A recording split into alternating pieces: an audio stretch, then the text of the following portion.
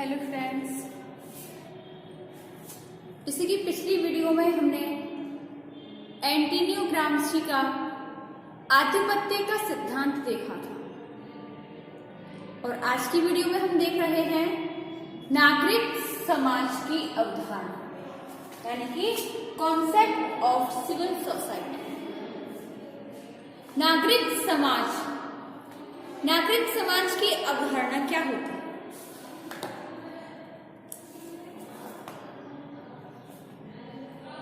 समाजशास्त्रीय एवं राजनीतिक चिंतन में नागरिक समाज को महत्वपूर्ण स्थान प्राप्त हुआ है।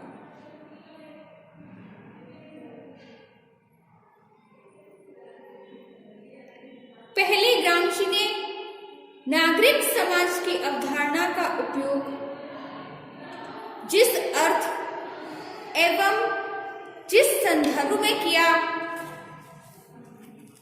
उसकी प्रकृति पहले के अनेक लेखकों द्वारा नागरिक समाज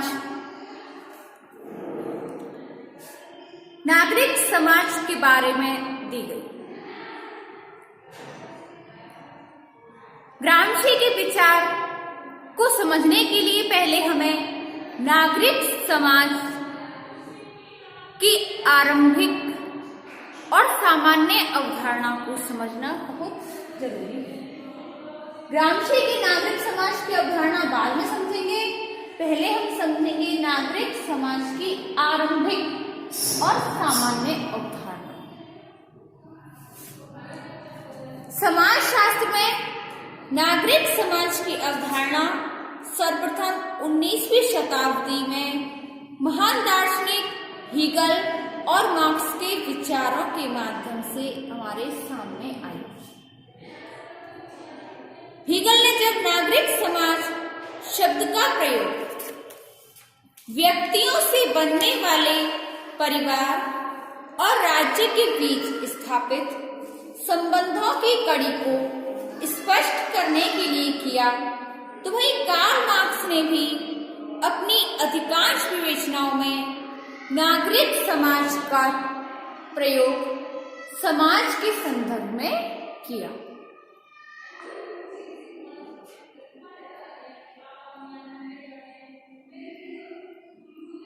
सामान्य अर्थ में देखें तो नागरिक समाज का उपयोग जिस संदर्भ में किया जाता है, उनके बारे में कोई सामान्य सहमति नहीं। इसके बाद भी एक सामान्य अवधारणा के रूप में नागरिक समाज का तात्पर्य किसी भी ऐसे गैर राजनीतिक संगठन से है जो विभिन्न प्रकार के ऐच्छिक संगठनों, व्यावसायिक संघ, श्रमिक संघों, मानवाधिकार संगठनों तथा दबाव समूहों आदि के रूप में विभिन्न प्रकार के आंदोलनों, प्रदर्शनों या जनसंचार के माध्यमों के द्वारा सार्वजनिक महत्व के विषय पर जन चेतना उत्पन्न करते हैं। नागरिक समाज का कार्य राज्य की नीतियों, सार्वजनिक कल्याण और संपूर्ण समाज को अपनी गतिविधियों से प्रभावित करने के साथ नागरिकों को उनके व्यवहारिक और वैधानिक अधिकार दिलाने का प्रयत्न करता है। नागरिक समाज का काम विद्यमान कानूनों के अंदर रहते हुए ही राज्य पर सार्वजनिक हितों से संबंधित कार्यों के लिए दबाव डालना तथा शासकीय राजनीतिक दल की गतिविधियों पर नियंत्रण रखना।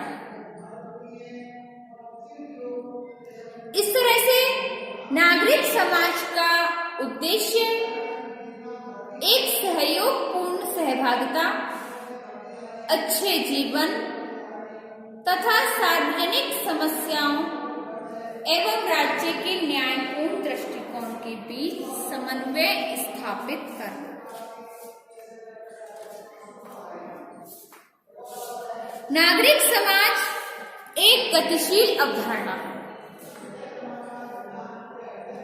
जिसकी प्रकृति में समय की मांग के अनुसार परिवर्तन होता रहता है। लोकतांत्रिक व्यवस्था में सार्वजनिक जीवन के लिए जो अधिकार जो न्यायिक व्यवस्था के अंतर्गत आवश्यक होते हैं, उनके लिए सरकार द्वारा किए जाने वाले अप्रत्यक्ष दमन अथवा कपटपूर्ण तरीकों को प्रकाश में लाना और लोकहित के लिए नई व्यवस्थाओं की मांग करना भी नागरिक समाज के कार्य क्षेत्र के अंतर्गत आता है। वर्तमान में गरीबी, उत्पीड़न तथा समाज के शोषित वर्गों की समस्याओं के विरुद्ध अपने विरोध को संगठित ढंग से अभिव्यक्त करना तथा नागरिकों के वैधानिक अधिकारों के लिए सरकार पर दबाव डालना नागरिक समाज की विशेषता है। नागरिक समाज को एक निष्पक्ष संगठन के रूप में देखा जाता है। इसी कारण इसकी गतिविधियों में समाज के सभी वर्गों का सहभाग होता है।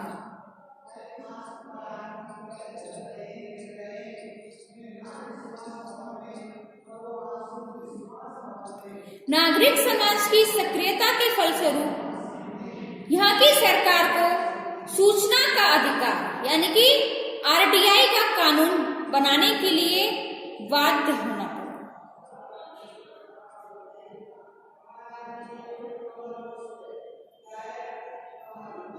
अब आता है ग्रामशी द्वारा प्रस्तुत नागरिक समाज की अवधारणा। ग्रामशी ने 20वीं शताब्दी के वे पहले विचारक हैं जिन्होंने नागरिक समाज की अवधारणा को अलग रूप से प्रस्तुत किया।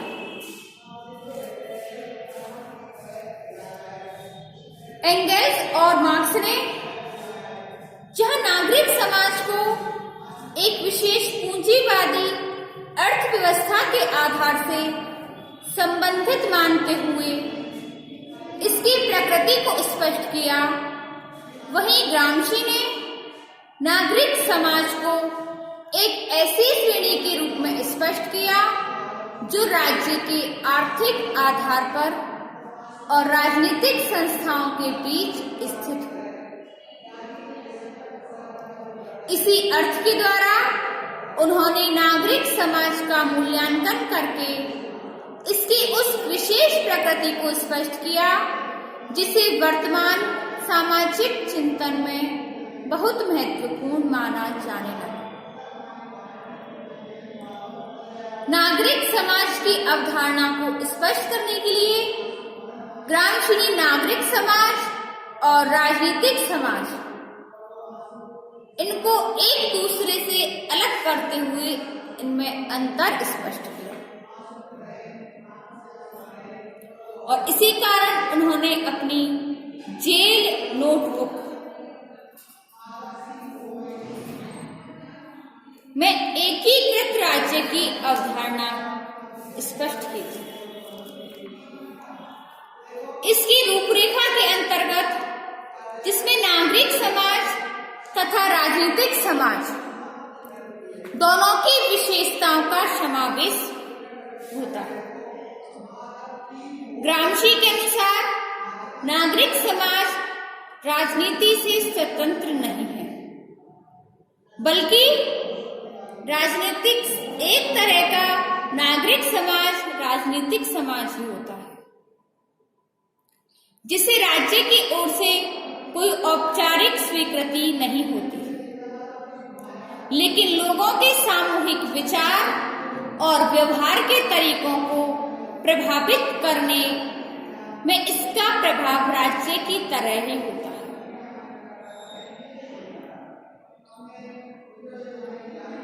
ग्रामशी के अनुसार नागरिक समाज का एक महत्वपूर्ण हिस्सा कपटता से युक्त जनमत से संबंधित विभिन्न संस्थाएं होती हैं, जिसका तात्पर्य होता है जिस दिशा को हम जनमत या जनता की राय कहते हैं। ग्रामसी ने लिखा है, एक शासकीय वर्ग की स्थिति तब और शक्तिशाली बन जाती है जब वह अपने राजनीतिक प्रभुत्व को नागरिक समाज पर स्थापित किए गए नियंत्रण से जोड़ लेता है।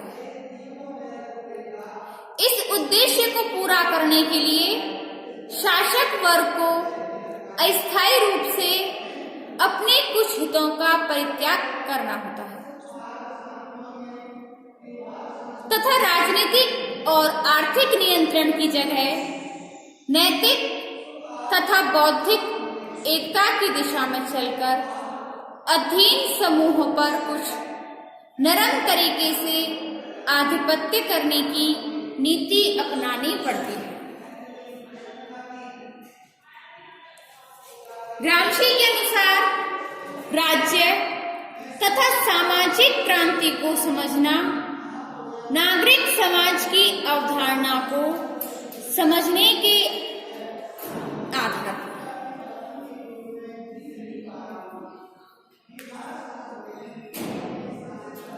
ग्रामसी ने यह विश्वास व्यक्त किया कि नागरिक समाज के गढ़ में सेंध लगाने के लिए परिस्थिति संबंधी संघर्ष का तरीका अधिक प्रभावी सिद्ध हो सकता है।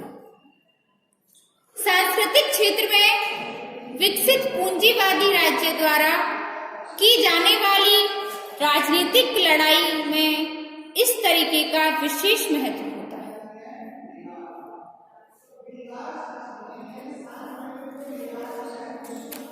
पश्चिम के जिन देशों में कामगार वर्ग की बढ़ती हुई शक्ति का प्रत्यक्ष विरोध करने के लिए जो प्रयत्न किए गए हैं, उनके दूसरे कारणों के अतिरिक्त वे प्रयत्न इसलिए असफल हुए कि अनेक नेताओं ने रूस की अक्टूबर क्रांति का अनुसरण किया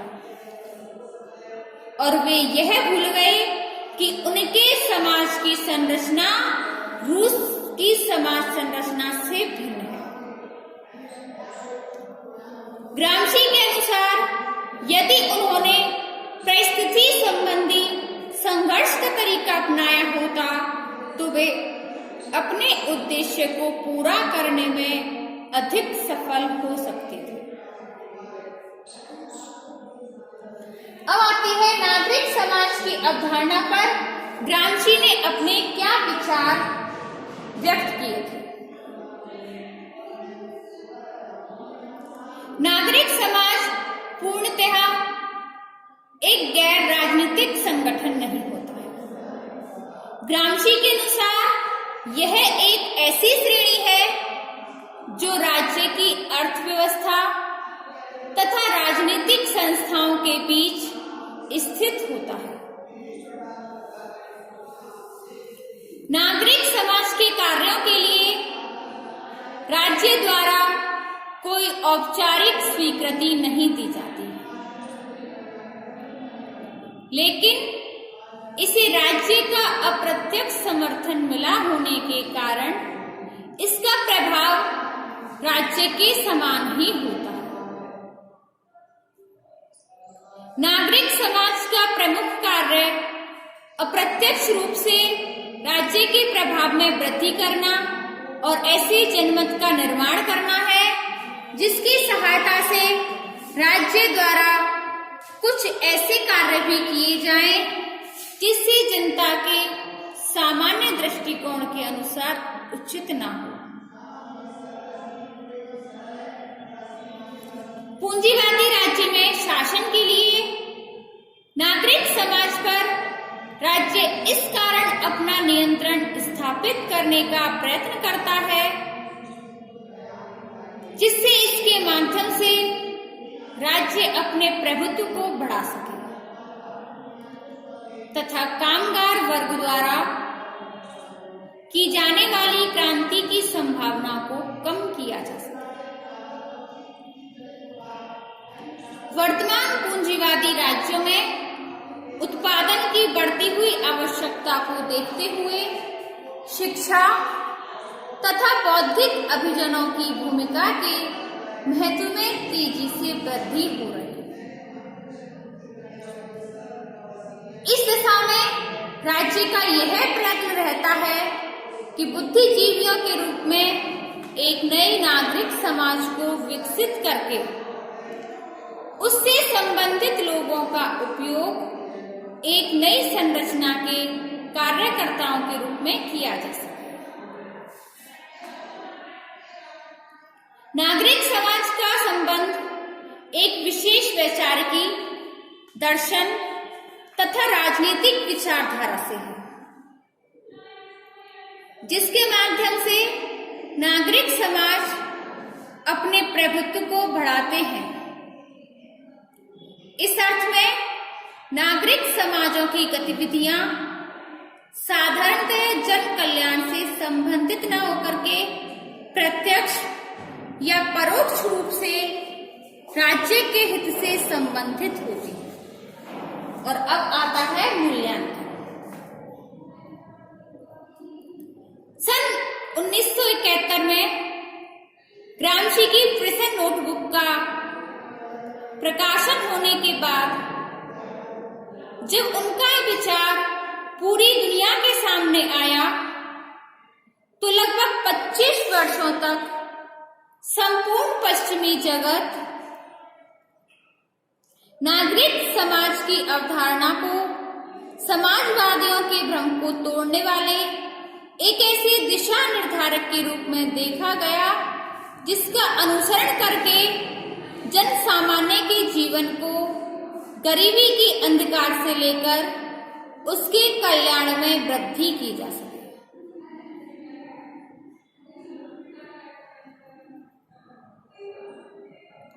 इसके बाद जैसे जैसे इस अवधारणा से संबंधित नई प्रतिक्रियाएं सामने आने लगी, तब यह स्वीकार भी किया जाने लगा कि ग्रामशी ने नागरिक समाज की प्रकृति से संबंधित वैचारिकी और दर्शन के रूप में जिन रहस्यपूर्ण विचारों को एक भौतिक शक्ति का रूप देकर पूंजीवादी राज्य व्यवस्था और नागरिक समाज के गठजोड़ को स्पष्ट किया, वह वास्तविकता से भिन्न है।